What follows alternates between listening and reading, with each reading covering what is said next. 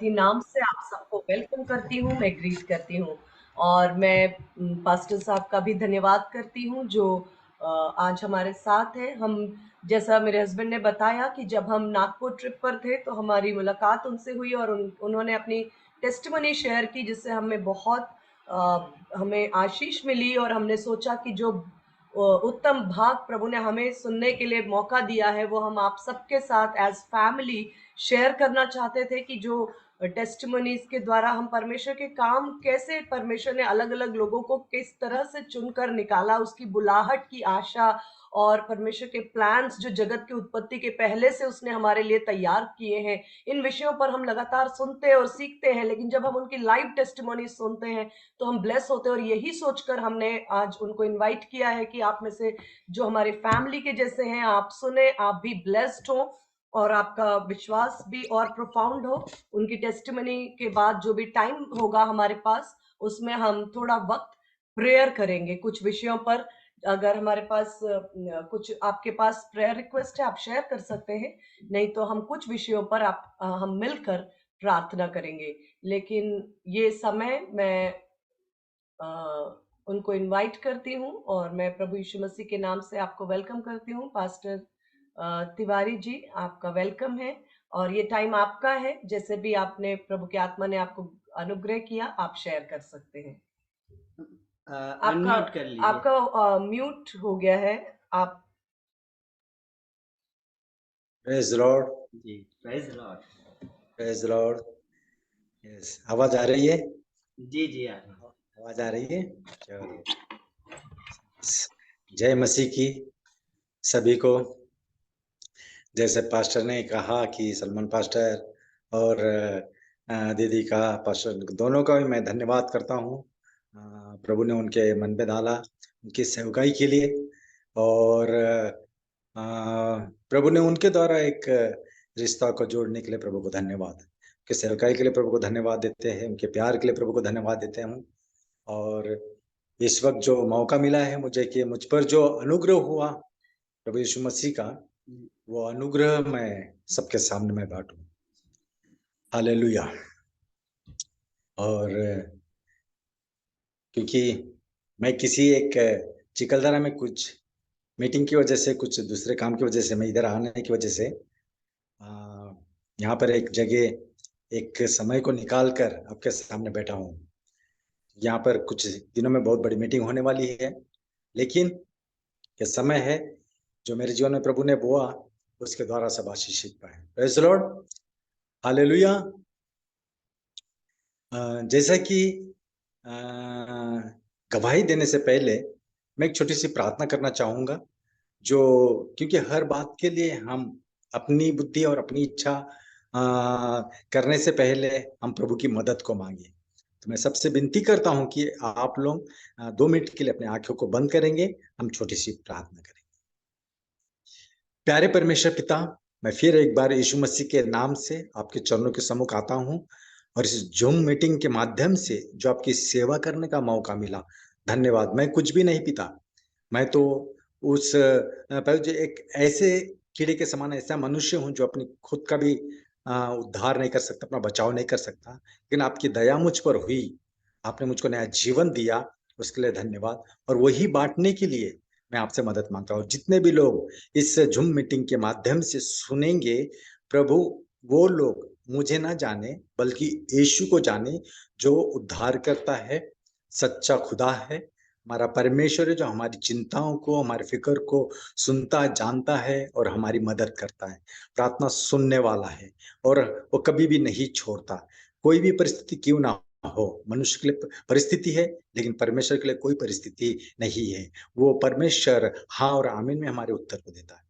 प्रभु, इस वक्त मैं फिर एक बार धन्यवाद देता हूँ समय के लिए, और आगे का परमेश्वर पिता पवित्र आत्मा आपको अगुवाई करता हूँ, मेरी मदद कीजिए और सभी को मदद कीजिए और सभी को तेरे लहू के नीचे लेते हैं, आपके हाथ में सौंपते हैं। प्रार्थना यीशु के नाम से, आमेन आमेन। तो जैसे कि प्रभु का धन्यवाद, जो प्रभु ने मुझको संसार में से खींच लिया और मेरा नाम मुझे अभी दानियल बोलते हैं, लेकिन असली नाम मेरा शिव प्रसाद तिवारी है। और प्रभु में आने से पहले प्रभु को मैंने ग्रहण किया, वो दिन था 94 की बात थी, अगस्त महीने का महीना था वो, और उस महीने में मैंने प्रभु को ग्रहण किया। लेकिन उससे प्रभु को ग्रहण करने से पहले मेरे जीवन में जो कुछ हुआ वो मैं आपके सामने शेयर करूंगा, क्योंकि मेरा एक जन्म एक ब्राह्मण परिवार में हुआ, पंडित ब्राह्मण करके, और हम नेपाल के पंडित हैं और कास्की जिला है, गांव का नाम त्रिपान है।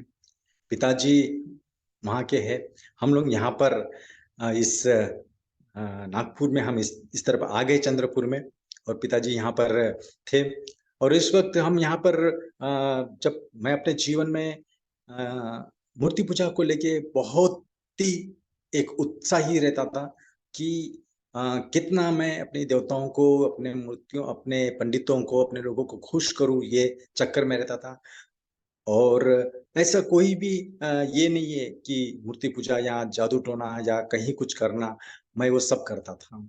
और उसके साथ ही साथ जैसे बढ़ता गया, और जो भी मुझे परवरिश मिली मुझको उस ब्राह्मण समाज में, पंडित घराने में, हिंदुओं में, उसमें मैं बढ़ता गया। चाचा, सारे रिश्तेदार लोग मुझको बढ़ाते थे, और उसमें मैं भी बहुत ही आनंद के साथ में करता था, मुझे नहीं मालूम था। और सबसे ज्यादा मेरे मन में बचपन से ही एक बात को डाल दी गई थी, वो था कि सबसे नीच जात जो है वो है मसीही, क्रिश्चियन लोग। ये लोग बहुत नीच है, और इन लोग धर्म को बदलते हैं और बहुत ही बुरा करते। तो मेरे मन में उनके लिए बचपन से ही एक कड़वाहट थी कि कैसे मैं इनको मिटा दूं या कुछ।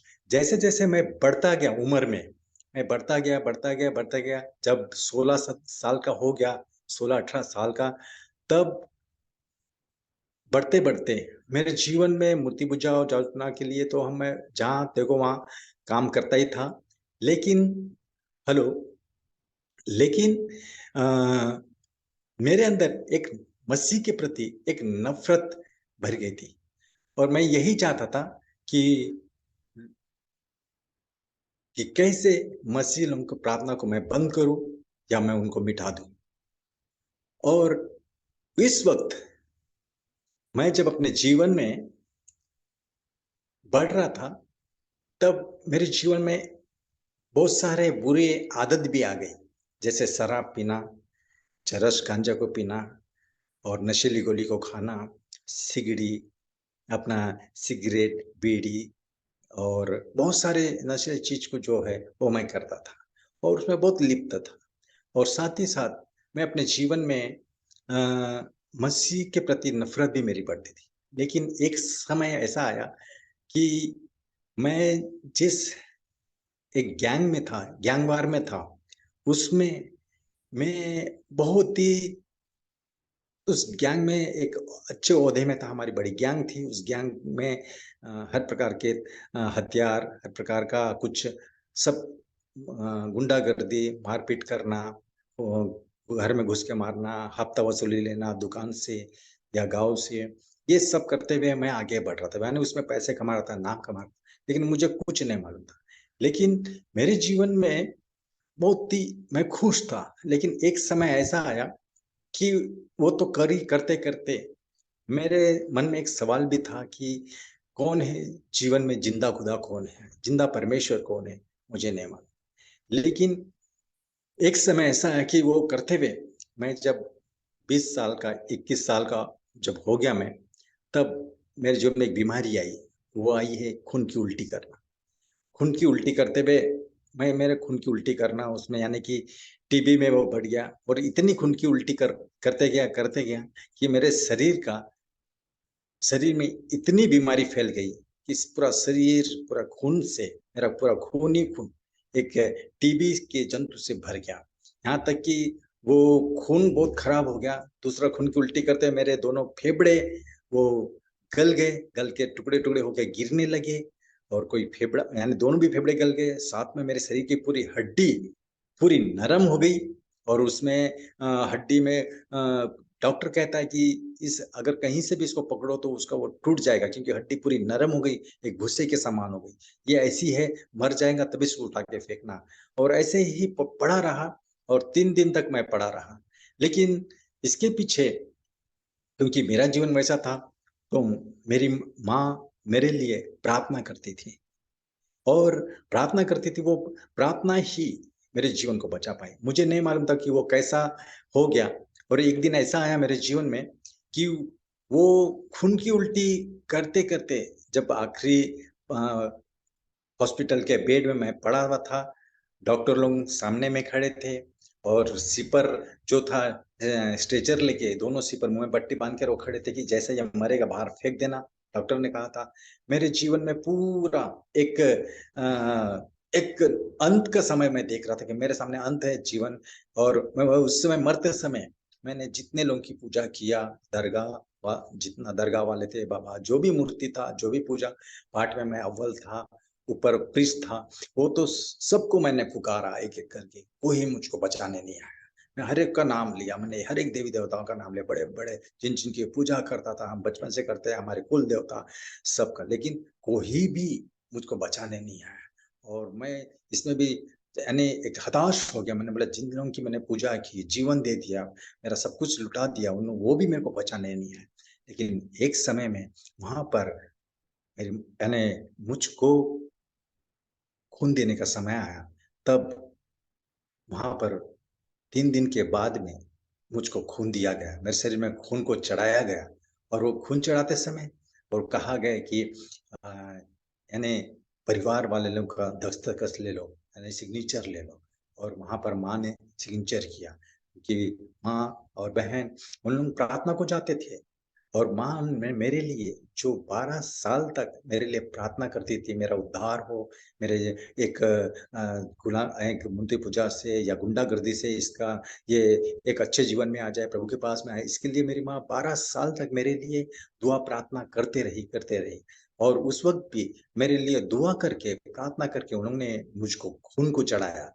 जब उन्होंने मुझे खून को चढ़ाया, डॉक्टर ने कहा कि ये पहली खांसी में ये मर जाएगा, क्योंकि ये इसके शरीर में कुछ भी नहीं है, इसके शरीर में खून नहीं है, इसके शरीर में पूरे दोनों फेफड़े गल गए, इसके पूरी हड्डी गली हुई, पूरे शरीर की हड्डी पूरी नरम हो गई है, भूसे के समान हो गई, ये नहीं बचेगा। लेकिन जब उन्होंने खून को दिया तो मेरा खून गिरा नहीं है। दूसरी बात, मेरी आग कब लगे मुझे नहीं मालूम। और जब आग खुली तो मैं देखा कि मेरे वो एक जो नीडल है मेरे हाथ से हथेली से निकाल रहे थे, क्योंकि एक बैग खून चढ़ा दिए गए। और मैं एक ही था, मैं यहाँ तक कि मैं अपनी एक उंगली भी नहीं हिला सकता था। सिर्फ मैं आंखों से मैं देख रहा था, कानों से सुन रहा था, सिर्फ आंखों से देख रहा था, बाकी कुछ हलचल नहीं। उसके बाद डॉक्टर ने कहा कि हम देखते हैं कि ये इसका क्या असर होती का है, 24 घंटे ऑब्जर्व करेंगे। लेकिन सबको मालूम था कि ये तो अभी तो मर जाएगा। लेकिन उन लोग सब बाहर चली गए कुछ देर के बाद। तब मुझे, सब लोग बाहर जाने के बाद मैं अकेला ही था रूम में। तब मुझे एक वो पीठ में बहुत गर्म लगा, इतना गर्म लगा, इतनी गर्मी हुई कि मेरा पूरा शरीर पसीने से भर गया। वो कौन सी गर्मी थी, क्या गर्मी थी, मुझे नहीं मालूम। लेकिन अचानक मैं उठकर बैठ गया, और मैं खुद को आश्चर्य कर रहा था, जो उंगली नहीं हटा सकता, हिला सकता। 3 दिन तक मैं 3 दिन तक अपने बेड से नहीं हिला, और खून की उल्टी कर रहा, इतनी हालत खराब है, तो भी मेरे को कौन किसने उठाया, मुझे उससे कुछ नहीं था। मेरे मन में एक ही भाव विचार चल रहा था कि मैं कैसे बाहर निकलूंगा और बदला लूंगा उन लोगों का जिन्होंने मेरी ये हालत की है, और जो लोगों ने मेरे को मरने पर छोड़ दिया। और मैं नफरत करने, और जब मैं नहा उस बेड से उठा और सीधा नहाने के लिए गया, और नहाकर आधे घंटे के बाद जब बाहर आया, तो डॉक्टर ये कह रहे थे कि तुझे किसने उठाया, तुझे कैसे क्या गया, तू कितना खून फेंका। मैंने बोला, एक बूंद भी नहीं फेंका। उन किसी को भी यकीन नहीं हुआ। और जब उन्होंने मेरा कुछ मुझे चेकअप किया, तो मेरे शरीर के सारी हड्डी मजबूत है, कुछ भी कहीं पर भी कोई रोग नहीं। मेरे खून में कोई टीबी टीबी का खून नहीं है, टीबी के कारण कोई खराबी नहीं है, मेरे खून में कोई टीबी नहीं निकली। और मेरे दोनों फेफड़े गल गए थे, लेकिन एक ही फेफड़ा मेरा वहां पर है, और वो बहुत अच्छा है। डॉक्टर बोली, ये चमत्कार कैसा हुआ पता नहीं, लेकिन मुझको भी नहीं मालूम था। उसके बाद मैं वहां से 15 दिन के बाद में अपना 70 किलो 75 किलो वजन लेकर 15 दिन के बाद खुद डिस्चार्ज होके घर में आया। घर में तो आ गया मैं, लेकिन मुझे भी नहीं मालूम था ये मेरे जीवन में कैसा हुआ चमत्कार। और केवल 12 साल मेरी माँ मेरे लिए प्रार्थना कर रही थी यीशु से, और वो प्रार्थना में चाहते थे, और उसकी वजह से प्रभु ने जीवन दिया, मुझको नहीं मालूम। उसके बाद मैं अपने जीवन में घर में जाने के बाद हताश हो गया, क्योंकि डॉक्टर ने ये कहा था कि आप केवल 6 महीने जीवित रह सकते, 6 महीने के अंदर आप मर जाओगे, क्योंकि आपकी जिस हालत है उससे पेशेंट लोगों को अस्थमा होता है, वापस टीबी हो जाती है, और उसको आपको वापस ब्लड की वॉमिट होगी, वापस आपको कुछ यानी खुजलाना पड़ेगा, और आप नहीं बच पाओगे, और आपका दमा बहुत सारे यानी प्रॉब्लम होंगे, और आप 6 महीने के ऊपर नहीं जीवित रह सकते, आप जैसे पेशेंट। मेरे को बहुत हताश हो गया। लेकिन उसके बाद मैं बोला अब कोई नहीं है मेरे साथ में, और मैं मेरे वजह से मेरे माँ लोग घर में सब लोग कर्ज बाजारी हो गए, तो मैं आत्महत्या करने का विचार किया। और पहला मैं आत्महत्या किया, मैंने कुछ पॉइजन को, एक कोई दवा है ऐसी दवा, जहरीली दवा जो मनुष्य मरते पीकर, वो मंगा कर मैंने पी लिया। और पीने के बाद 1 घंटे के बाद मुझको, कुछ घंटे के बाद में मुझको खून की उल्टी और से हुई। खून की उल्टी से वो पूरा पॉइज़न निकला। हॉस्पिटल में जाने से बोले तूने क्यों पॉइज़न को पिया? लेकिन उससे मेरी मौत नहीं हुई, मैं बच गया। फिर दूसरी बार मैं सुसाइड करने के लिए गया, वो था फांसी लगाकर। घर में ही मैंने फांसी को लगाया। वो इतनी मोटी रस्सी थी जो बाज़ार से लेकर आई थी, जो घर पर कुछ काम के लिए। लेकिन वो फांसी लगाने से, फांसी तो जैसे ही लगाया मैंने फांसी, और उस फांसी तो ऐसा लगा कि किसी ने तो अभी उस रस्सी को काट दिया, और मैं ज़मीन पर गिर गया। गिरने से वापस उठकर बैठ गया, और घर वाले को बाद में पता चला कुछ समय के बाद कि ये फांसी लगाया है, रस्सी टूटी है, क्यों लगाया? तो मैं बोला, मैं हताश हो गया था। उसके बाद फिर मैंने आत्महत्या करने की कोशिश की, और वो ये कोशिश है कि मैं अपनी जान ना ज़हर से, ना फांसी से, अब मैं रेल की पटरी में जाके अपनी जान को दे दूँगा। और उस वक़्त मैं रात के वक़्त एक रेलवे स्टेशन को मेरे घर से 10 किलोमीटर दूर है, कैसे भी छुप कर जाने का प्लान कर रहा था कि कैसे जाके उस रेल की पटरी में रात को 12 बजे, 11 बजे, 1 बजे अपनी जान को दे दूँगा। लेकिन उस वक़्त किसी ने तो मुझको एक मीटिंग के बारे में बताया, प्रार्थना के बारे में बताया कि आप इस जगह प्रार्थना को आ सकते हैं क्या? नागपुर में मेरे घर से 150 किलोमीटर दूर एक कैंप होने वाला है, एक प्रार्थना होने वाली है, और वहाँ पर तो मैं उस बहाने से भगने की कोशिश में था कि मैं वापस जाऊँगा, अपने गैंग में शामिल होऊँगा और लोगों को मारूँगा। इस ज्ञान से, डर से, इस इरादे से मैं वहाँ पर उस कैंप में जाने लगा। जिस दिन गया तो उस रात को वहीं कैंप में सो गया। दूसरे दिन सुबह उठकर पहला सेशन उनका चालू हुआ, और वो सेशन में वो एक पहला सेशन था, वो वहाँ पर एक प्रभु का दास आशीष टोपो, उन्होंने ये वचन को बता रहे थे, और वहाँ पर उसने कहा, यीशु ने कहा, मार्ग, सत्य और जीवन मैं ही हूँ, बिना मेरे द्वारा कोई पिता के पास नहीं पहुँच सकता। और वो वो जो विषय को पढ़ा रहे थे, परमेश्वर का अस्तित्व और मनुष्य, पाप और उद्धार, ये विषय था। और जब सुन रहा था, परमेश्वर के जब 10 गुण के बारे में बताए गए, यीशु के बारे में, तो मैंने बोला ये सब गुण तो हम तो सुने हैं, हम तो एक गायत्री मंत्र को जो पढ़ते हैं उसमें पाए जाते हैं, और ये यीशु के बारे में बता रहे हैं। मैं तो नीच जात समझता था, ये कैसे जीवन दे सकता है, ये कैसे मनुष्य के लिए मर सकता है, ये कैसे क्या बलिदान दिया, हमारे तो 36 कोटि है, सब अलग अलग है, ये एक ही में सब कुछ है, दूसरा कोई ही नहीं, और ये 36 कोटि से अलग है, ये जीवन देता मुफ्त में। तब मैंने उसके अल्टर कॉल पर आखिरी में जब वो कह रहा था, जिसको जीवन चाहिए मुफ्त में मिलेगा, जिसको चाहिए अपने हाथ को खड़ा करो। और तब मैंने बोला कि ये यीशु चैलेंज कर रहा है कि मार्ग, सत्य, जीवन मैं ही हूँ। यूहन्ना 14 अध्याय के 6 वचन से, कि मार्ग, सत्य, जीवन मैं ही हूँ, बिना मेरे द्वारा कोई पिता के पास नहीं पहुँच सकता। उस वक़्त मैं अपने हताश भरे दिल से, दिल में बहुत हताश था, बहुत निराशा में था, बहुत यानी बहुत ही टूटा हुआ था।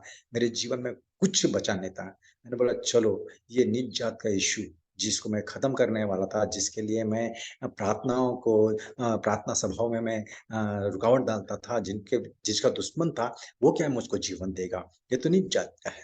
और मैंने, चलो, मुफ्त में मिल रहा है, मेरे पास पैसे नहीं है चढ़ाने के लिए, कोई वो अगरबत्ती नहीं चढ़ा सकता, मैं नारियल नहीं चढ़ा सकता, कुछ दे नहीं सकता, ये मुफ्त माँग रहा है, इसलिए मैंने अपने हाथों को खड़ा कर दिया, देखेंगे तू क्या करता है। और मैं चैलेंज कर रहा था, और जब मैं पीछे उसके पीछे जिसको को भी जीवन चाहिए, जिन्होंने अपने हाथ को खड़ा किए, मेरे पीछे खड़े होकर प्रार्थना करें। और उस वक़्त मैं उनके पीछे ये प्रार्थना किया, उन्होंने छोटी-सी प्रार्थना की कि प्रभु यीशु धन्यवाद, आप मेरे लिए स्वर्ग से धरती पर आए, मेरे लिए मारे गए, मेरे लिए आपके हाथ-पैर में खीले ठोके गए, सर पर काँटों का ताज पहनाया गया, मेरे पापों को आपने उठा लिया और मरकर तीसरे दिन जीवित उठे, ये मैं विश्वास करता हूँ। मेरे जीवन में आइए, मैं आपको मसीह मानता हूँ, प्रभु मानता हूँ और आप मेरे राजा हो जाइए, मेरा मुझको माफ़ कीजिए। और इस रीति से मैंने जब प्रार्थना किया और उसके पीछे मैंने आमीन बोला, तो मैंने ये महसूस किया नामा शाखा तारी लारा वो शाबा लारिया, मैंने ये महसूस किया कि कोई तो मुझको छोड़कर निकल रहा है, छोड़ के निकल रहा है। मैंने एक क्लियर ऐसी एक छाव को देखा और उस वक़्त मेरे मेरे हृदय में, मेरे मन में इतनी शांति आ गई कि मैं वो बयान नहीं कर सकता। बहुत अद्भुत शांति, एक अलग ही एक विचार और एक अलग ही महसूस कर रहा था और वो आज तक वो बना हुआ है। और तब मैंने प्रभु यीशु को धन्यवाद दिया कि प्रभु आपने मेरा उद्धार किया और मैं बहुत खुशी से हँस रहा था और लोगों को ये कह रहा था कि मैंने यीशु को ग्रहण किया है, यीशु प्रभु है। और मैंने आप लोगों की प्रार्थना को रुकावट किया, आप लोगों को मैं प्रार्थना में के लिए मेरे को बुलाते थे, मैं आप लोगों को गाली देता था, मैं आप लोगों को झगड़ा करता था। आपको अपना दुश्मन मानता था, मुझे क्षमा करो, माफ़ करो, ऐसा मैं लोगों से उसी वक़्त कहने लगा। और उस वक़्त फिर मैं जब घर पर आया, अपने माँ से पहले पैर पड़ के माफ़ी माँगा। मैंने प्रभु को तो माफ़ी माँगा है, प्रभु को मैंने जीवन दिया है माँ, और आपने मेरे लिए 12 साल प्रार्थना की है और मेरे मेरे मेरे मेरे मेरे अत्याचार को सहा। मैं मारता था माँ को, बहन को, जब वो प्रार्थना करते थे। मैं उनको घूँसों से, लातों से, यानी कुछ भी हाथ में मिला था, झाड़ू है, कुल्हाड़ी है, कुछ भी फेंक के मारता था। और वो 12 साल तक सहते रहे और आप मेरे लिए प्रार्थना करते रहे और मैं तो आपको इतना तंग किया, मैं दारू पीता था, मैं ये करता था, तो भी आपने मुझको सिर्फ़ माफ़ी किया, मेरे लिए प्रार्थना ही की है। और इसके लिए आज के बाद मैं आप लोगों के साथ में हूँ, मैं तो प्रभु को अपनी सेवा करूँगा करके। और उस वक़्त मैंने अपना जीवन प्रभु को दिया और जब प्रभु दिया तो वापस मेरे सामने वही प्रश्न आ गया कि प्रभु, तू डॉक्टर तो ये कहते हैं कि तू 6 महीने जीवित रहेगा, अब 1 महीना हो गया, अब मेरे पास 5 ही महीने बचे हैं। डॉक्टर कहता कि मर जाएगा। और जो डॉक्टर ने इलाज किया था, वो मेरा दोस्त था, जुबिल थॉमस, मेरा दोस्त डॉक्टर, वो आज विदेश में है। उसने कहा कि तेरे पास सिर्फ़ 6 महीने हैं।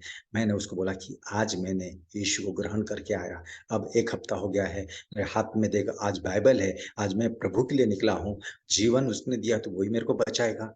तो बोले मेडिकल ये कहता है। और उस वक़्त मैं घर में गया, घर के अंदर, और रोकर मैं प्रभु से प्रार्थना किया और मैंने घुटने टेक दिए और बहुत रोक कर प्रार्थना किया, प्रभु 12 साल मेरी माँ ने मेरे लिए उपवास रखकर प्रार्थना किया, अब सेवा करने का मौका आया तो मुझको लेके जा रहा है। और डॉक्टर कहता है कि 6 महीना और नहीं बचेगा, लेकिन मुझे विश्वास है प्रभु कि तू जीवित है और तू मुझको जीवन दिलाएगा। और मैं तुझसे एक समर्पण करता हूँ कि मैं ज़िंदगी भर तेरी सेवा करूँगा। यदि तू मुझको इतनी ताकत देगा और चंगाई का वरदान देगा, मेरे को एक सेवा देगी और मुझको जीवित रखेगा, तो मैं तुझसे कुछ नहीं माँगूँगा। 100 आदमी का काम अकेला मैं कर सकूँ, इतनी ताकत अगर देगा, तो ज़िंदगी भर तेरी सेवा करूँगा। तुझे पैसे के लिए मैं कभी सेवा नहीं करूँगा। पैसे नहीं कमाऊँगा, केवल आत्माओं को जीतने के लिए अपना जीवन दूँगा। और उस वक़्त मैंने अपना जीवन प्रभु को दिया और आज वो 94 और आज 2024, इतने साल प्रभु ने रखा।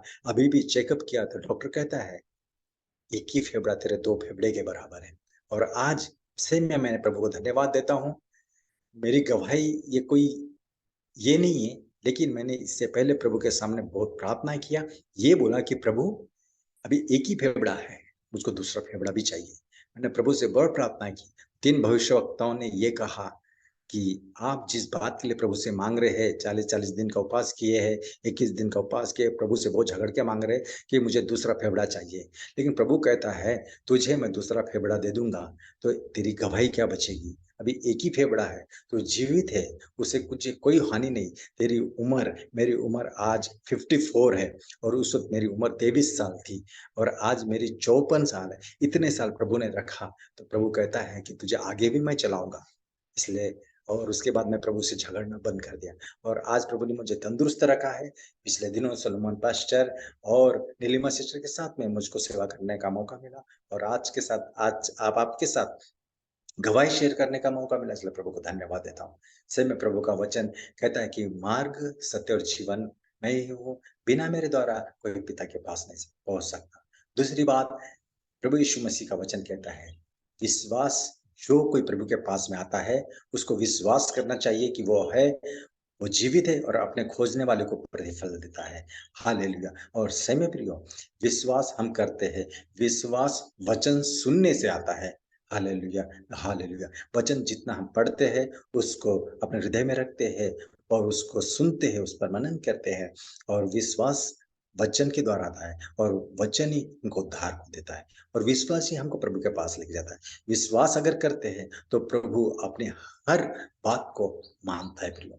प्रियो, मैं यही कहता हूँ, प्रभु ने मुझ पर अनुग्रह किया और ये अनुग्रह मैं आपके सामने बांटा हूँ। धन्यवाद देता हूँ मैं पास्टर का, जो मुझको यह मौका मिला। प्रियो, ये मेरा जीवन प्रभु का है, इसलिए आगे का समय मैं आपको देता हूँ। प्रभु आप सभी को आशीष दे। आमेन, amen, amen. Amen. Thank you pastor साहब, बहुत बहुत धन्यवाद हो प्रभु का। और मैं ये कहना चाहता हूँ कि जी पास्टर जी। एक नीलिमा ने एक वचन प्रचार किया था कंसिस्टेंसी के बारे में, लगे रहिए दुआ में। तो अभी आपने देखा उनकी माता जी ने उनके लिए 12 साल तक दुआ करती रही, हार नहीं मानी, और इन्होंने उनके साथ बदसलूकी की, उसके बावजूद भी वो हार नहीं मानी, और उनकी अंतिम सांस तक वो उन्होंने हार नहीं मानी, लेकिन प्रार्थना करती रही और प्रभु ने उनको जीवन दिया। ऐसे ही हम लोग के लिए भी ये शिक्षा है कि हम दुआ में लगे रहें और हार ना माने और निराश ना हो। परमेश्वर दुआओं का उत्तर जरूर देता है और ऐसे गवाही को, जीवित गवाहों को हमारे बीच में खड़ा करता है। तो मैं चाहूँगा पास्टर साहब से कि आए हुए हर एक लोगों के लिए आप दुआ करें कि हम भी विश्वास में मजबूत हों, आपकी तरह समर्पण के साथ परमेश्वर के साथ चलें। आप एक छोटी प्रार्थना सबके लिए करें। इसमें जो लोग कनेक्ट हुए हैं, कई लोग पास्टर जी जो अन्य जाति परिवारों से हैं, जिनमें वो एक ही अकेले विश्वासी हैं। कुछ लोग ऐसे हैं जो अकेले विश्वासी हैं, तो आप प्रार्थना करें कि वो अपने पूरे परिवार का उद्धार देख सके, और जैसे भी प्रभु आपका अगुवाई करते हैं, एक छोटी प्रार्थना सबके लिए। यस यस, जरूर जरूर जरूर। Yes, hallelujah. शालारा बालाराबा शखादुरा। Yes amen. हालेलुया, हाले। प्रार्थना करने से पहले जो लोग सही में अकेले हैं प्रभु और विश्वास की, मैं उनसे एक ही कहना चाहता हूँ, वचन जो कहता है उसको सुनिए, लोग क्या कहते हैं उनको मत सुनिए। वचन पढ़कर प्रभु से प्रार्थना कीजिए और प्रभु को अपना जीवन दीजिए, उसको सही में उद्धार करता है। अपने जीवन में बुलाओगे और आप जब प्रार्थना करोगे वचन को पढ़कर, उस वचन को लेकर कि प्रभु ये वचन में ऐसा लिखा है मेरे जीवन में कर, तो प्रभु तुरंत आपके जीवन में करेगा, देर नहीं करेगा। मैं ये एक अपने जीवन के अनुभव से कह रहा हूँ। कई गवाही दे सकता हूँ लेकिन समय कम है, लेकिन मैं एक ही कहता हूँ, जो लोग अपने घरों से अकेले हैं लेकिन वचन पढ़कर उस पर प्रभु से मांगे कि प्रभु मेरे जीवन में वो कर, मेरे घर में कर, मुझको मदद कर। प्रभु आपकी उपस्थिति का अनुभव होने दे। आप जैसे हम अभी अपने माता पिता से बातें करते हैं लेकिन और वो सुनते हैं, वैसे हमारा परमेश्वर पिता हमारे साथ में, और जब मैं आपसे बातें कर रहा हूँ तभी भी यीशु हर साथ के साथ में वहीं पर है जहां आप सुन रहे हैं।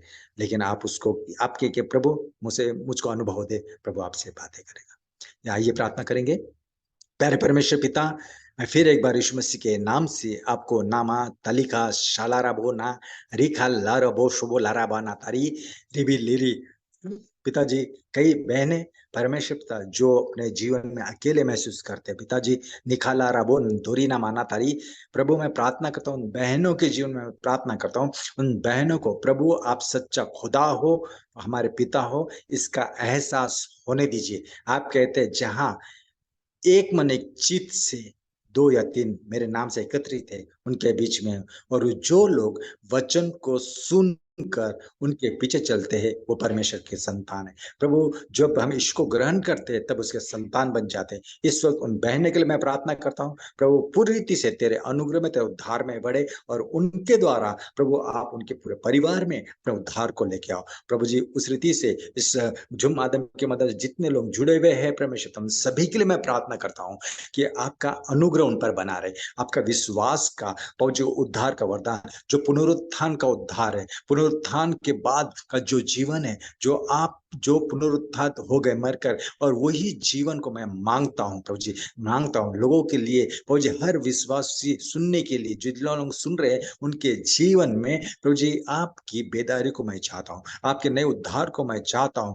रोज रोज नया वाणी सुनने के लिए उनके कानों को खोल दीजिए। निबिना तोलोबो शोला रबाना तारी, और जिस प्रेम से, जिस बोध से पवित्र पिता पास्टर सलोमन और नीलिमा पवन जी पर आपके दास दासी है जो सेवा कर रहे, धिकी ना तोलो लोबो शोलो रबा नामा नाती, प्रभु जी उसके लिए उनको ताकत दीजिए, आत्मिक ताकत और परमेश्वर मानसिक ताकत, शारीरिक ताकत से उनको भर दीजिए, दान वरदानों से भर दीजिए। जब भी वो वचन का प्रचार करते री भी का शौल अराबा ना तारी, प्रभु जी होने दे उस वचन से केवल परमेश्वर वचन ही नहीं, उस वचन से प्रभु जी सामर्थ प्रकट हो, चंगाई का प्रभु जी, जीवन बदलने का, मन परिवर्तन का वो परमेश्वरता, वो वरदान काम करे, ऐसे मैं प्रार्थना करता हूँ प्रभु जी। फिर एक बार सारे लोगों को तेरे हाथों में सौंप देता हूँ। फिर एक बार परमेश्वर पिता नोमो नाका तारिका लेरे भी शाखा तलारिया, परमेश्वर पिता हाँ प्रभु जी, जिनके मन में ये विचार चलता है कि प्रभु जी परमेश्वर ये कैसा होगा, ये कैसे परमेश्वर वचन काम करे, कैसे प्रभु हमारे पास में आएगा, हाँ नहीं प्रभु, प्रभु आप जीवित हो, जिस तरह से मुझे दर्शन दिया, मुझसे बातें की, वैसे ही प्रभु जी इनके ऊपर भी तू कृपा कर। इनको तू जब भी ये तुझे पुकारेंगे प्रभु जी, होने दे कि परमेश्वर पिता वो तेरी उपस्थिति को महसूस करेंगे। धन्यवाद धन्यवाद धन्यवाद प्रभु जी, तेरे आने से पहले परमेश्वर पिता ये सब तैयार हो जाए, विश्वास में पक्के हो, ऐसा तो होने दे प्रभु जी। फिर एक बार प्रार्थना करता हूँ प्रभु जी कि परमेश्वर पिता वचन को पढ़कर, बाइबल के वचन को पढ़कर प्रभु जी इनका उद्धार बढ़े, इनका विश्वास बढ़े, ऐसा तो होने दे। आदर महिमा गौरव तुझको देते हुए प्रार्थना यीशु के नाम से मांगता हूँ, सुन दया से ग्रहण करो पिता। आमेन आमेन आमीन। Amen amen. Thank you. Thank you. Pastor साहब, आप 1 मिनट और मैं बोलना चाहूँगा जी पास्टर कि इनकी विवाह की गवाही भी अद्भुत है, जी और जी इनके परिवार के बारे में अभी इन्होंने बताया नहीं, लेकिन इनकी एक पत्नी है और बेटा है, जो बेटी है सॉरी। तो उसके उनके बारे में आप 1 मिनट आप बताएं जरूर, यस तो आपके हाँ परिवार के बारे में। हाँ 2004 में मेरी शादी हुई, और उस वक्त मैं प्रभु से एक ही प्रार्थना कर रहा था कि सेवा करने वाली पत्नी चाहिए, ना कि मुझे खूबसूरत, न पैसे कमाने वाली, न संसार के पीछे भागने वाली, जो मेरे साथ सेवा में खड़ी रहेगी विश्वास के साथ। और वैसे ही प्रभु ने दिया, और वो भी एक ही प्रार्थना कर रही थी कि प्रभु मुझे ऐसा पति देना, सेवा करने वाला हो, विश्वास में पक्का हो, और वो एक ब्राह्मण परिवार उच्च जाति का हो, क्योंकि मेरी पत्नी यस्सी समाज से आती है, लोग उनको धुतकारते हैं, वो बोले कि उसको, और उनके घराने में ऐसा अद्भुत काम किया कि मुझको उससे मिला दिया, और हम दोनों की जोड़ी और आज भी वो है। और उनको मैंने अपनी सच्चाई को बताया, और सच्चाई बताने के बाद उसने बोली कि प्रभु ने अगर बचाया है, जीवन बदला है, तो मुझे कोई आपत्ति नहीं। और जब शादी के बाद प्रभु ने हमको एक बेटी दिया जिसका नाम अर्पिता है, अभी वो बस बीएससी फर्स्ट ईयर की परीक्षा दे रही है। दूसरा हमारा बेटा है अभिषेक, और वो अपना साइंस सब्जेक्ट पढ़कर अपना 11th में है, 11वीं में, दोनों भी परीक्षा दे रहे हैं। विश्वास में मजबूत है हमारे परिवार। कोई भी सरकारी नौकरी या ऐसा नहीं करता, लेकिन हम विश्वास से करते हैं। मेरा जॉब है, मैं एक पास्टर का तो काम करता ही हूँ, लेकिन पेट भरने के लिए मैं गाड़ी को चलाता हूँ। तो सिर्फ केवल कोई ये नहीं, अपना पेट भरने के लिए, ना किसी संस्था से पेमेंट है मुझे अभी तक, ना किसी संस्था से जुड़ा हूँ मैं, लेकिन प्रभु ने अभी तक मुझको चलाया। और ये विश्वास जब मैं प्रभु से किया था कि जब पहली बार कि प्रभु मुझको इतनी ताकत देना, 100 लोगों का ताकत अकेला व्यक्ति कर सकूंगा, और तब से प्रभु ने एक अनुग्रह में लेके चल रहा है, तो अभी तक मैं उस विश्वास में हूँ। और से में मेरा परिवार प्रभु में बढ़ रहा है, पत्नी और दोनों बच्चे अच्छे प्रभु में बढ़ रहे हैं। और आप लोग सब मेरे लिए प्रार्थना में रखिए, मेरे परिवार के लिए प्रार्थना में रखिए, और प्रभु आपको आशीष दे। Thank you pastor. और मैं बताना चाहूँगा कि डॉक्टर ने इनको बोल दिया था कि तुम 1 किलो वजन भी नहीं उठा पाओगे और कभी अपना परिवार नहीं बना पाओगे, लेकिन हाँ, परमेश्वर ने एक सुंदर परिवार उनको दिया। और अद्भुत गवाही इनकी ये है कि इनको TR मिला हुआ है, जो ट्रांसपोर्ट का लाइसेंस होता है, ट्रांसपोर्टेशन की गाड़ियां चलाने के लिए। वो आसानी से नहीं मिलता है, लेकिन इनको अद्भुत तरीके से परमेश्वर ने वो भी दे दिया।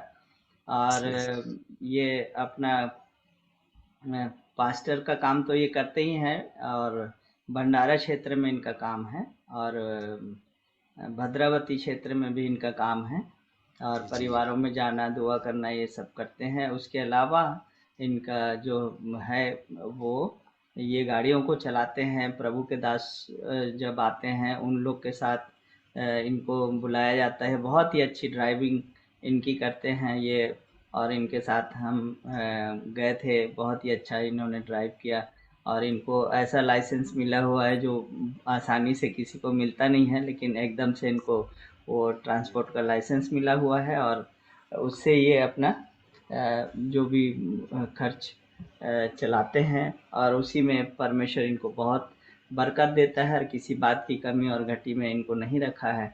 परमेश्वर का हम धन्यवाद देते हैं इनकी सुंदर गवाही के लिए। आगे समय नीलिमा को मैं देना चाहूँगा। मैं भी परमेश्वर पिता का धन्यवाद करती हूँ, और हमारा समय भी पूरा हुआ। मैं विश्वास करती हूँ कि ये गवाहियाँ हमें इस बात को, वचन को जीवित करके बताती हैं कि परमेश्वर ने हमें जगत की उत्पत्ति के पहले से ही चुन लिया है। और शत्रु हमारे जीवन में कितने भी प्रहार करे, लेकिन परमेश्वर प्रार्थना करने वाले लोगों को भी खड़ा करते हैं और प्रेयर प्रोटेक्शन देते हैं, सही समय पर पश्चाताप से भरते और अपनी महिमा के लिए जीवनों को खड़ा करते हैं। हम धन्यवाद देते हैं। हमारे बीच में संजू भाई हैं क्या? आप हमें अंतिम प्रार्थना में हमें लीड करें, धन्यवाद दे करके, क्योंकि हमारा टाइम ऑलमोस्ट हो चुका है। और सब लोगों के लिए, पास्टर जी के लिए भी, हम सब के लिए, जैसा प्रभु की आत्मा अगुवाई करता है, एक छोटी प्रार्थना के साथ कंक्लूड करेंगे। संजू जो हैं वो भिलाई में हैं, प्रभु के दास हैं, सेवा करते हैं, यंग हैं पर बहुत ही प्रभु के लिए पैशनेट है, और प्रभु की सेवा में बहुत स्ट्रांगली वो इन दिनों मूव कर रहे हैं। संजू भाई। थैंक यू प्रभु की दास जी, प्रभु के दास, धन्यवाद। प्रभु का धन्यवाद करता हूँ। सभी को जय मसीह। आइए हम अंतिम प्रार्थना में जाए। एक खूबसूरत गवाही के साथ, एक सामर्थ्य गवाही के साथ परमेश्वर ने अपने दास को यहाँ पे हालेलुया प्रेज गॉड हमारे बीच प्रकट किया, और एक अच्छा माध्यम बनाया सोलोमन भैया को, प्रेज गॉड, इस प्लेटफॉर्म को, कि हम इस तरीके से जुड़ सके और एक अच्छी जीवित गवाही को सुन सके। क्योंकि परमेश्वर का वचन कहता है कि गवाहों का बड़ा बादल हमें घेरे हुए है, ताकि हमारा मन, हमारा हियाव ना टूटे। आइए हम प्रार्थना करें। Oh hallelujah, praise God, hallelujah, thank you Jesus, hallelujah, धन्यवाद प्यारे प्रभु जी। और रिबा साखाटाला मानेंतरोबो लेकांतरा बालया सेकेत्रो माना हंतरे भी, हालेलुया, सर्वशक्तिमान दयालु पिता, अनुग्रहकारी प्रभु, तेरा धन्यवाद करते प्रभु जी। बाप पिता, रूहानी सामर्थ प्रभु जी, आपने अपने दास दासी को पिता परमेश्वर बीते दिनों परमेश्वर राजा नागपुर क्षेत्र ले गए खुदावन बाप। एक बड़ी बेदारी को उनके द्वारा तूने लाया प्रभु जी। एक अच्छा बीज को बोने के लिए तूने मदद किया प्यारे परमेश्वर राजा। शैतान के साम्राज्य को प्रभु जी तूने पिता परमेश्वर हिलाने के लिए पिता जो सामर्थ प्रदान किया, उसके लिए तेरा धन्यवाद करता प्रभु। हाँ प्रभु, तेरा वचन की घोषणा करते कि तूने कहा मैंने तुझे रोपने का, उखाड़ने का अधिकार दिया है प्रभु। तूने इन्हें पिता जो हाल जंगली बीजों को उखाड़ने के लिए और रोपने के लिए अच्छे बीजों को तूने जो अच्छा पिता परमेश्वर अवसर दिया नागपुर के लिए, मैं तेरा धन्यवाद करता हूँ बाप। उस मध्य पिता आपके बहुमूल्य दासों से जो आपके दास मिले प्रभु जी, आज जो हमारे मध्य लाया प्रभु जी, एक बड़ी ही गवाही के साथ जो यहाँ बैठे प्रभु जी। हाँ मेरे खुदावन प्रभु जी, आप कहते कि मुझसे कोई बात असंभव है।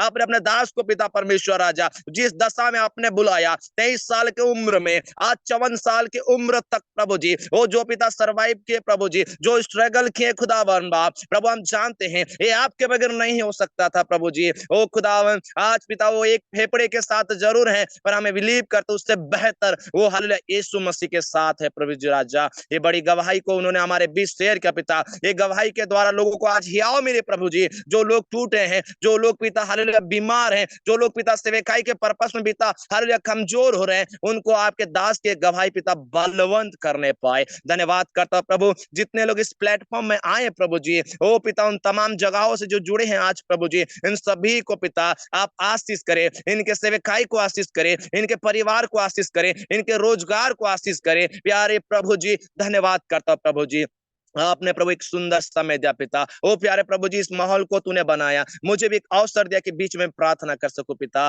तेरा धन्यवाद करते बाप, इस सारी गवाही को एक बार फिर से आपके समक्ष रखते हुए खुदावन बाप, आपके दास के सेवकाई की सुधि ले, उनके सेवकाई की सीमाओं को और बढ़ाए प्रभु जी राजा। और पिता इस रॉयल मिनिस्ट्री को भी पिता परमेश्वर आप ही के हाथ में हम समर्पण करते पिता। हम जानते हैं आपका आगमन बहुत निकट है प्रभु जी, और काम बहुत बाकी है। धन्यवाद प्रभु जी, एक मन होने के लिए आपने हमें मदद किया। धन्यवाद और धन्यवाद प्रभु। आप जो प्रार्थना सुनते हैं, सभी प्रार्थना को आपके पिता पंखों के तले रखते हैं। ये विनती प्रार्थना हम सबके एकमात्र उद्धारकर्ता नासरी यीशु मसीह के नाम से मांगते हैं। सुन स्वर्ग में ग्रहण कर लीजिए पिता। Amen amen amen.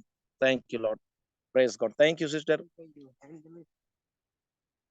Praise God, thank you.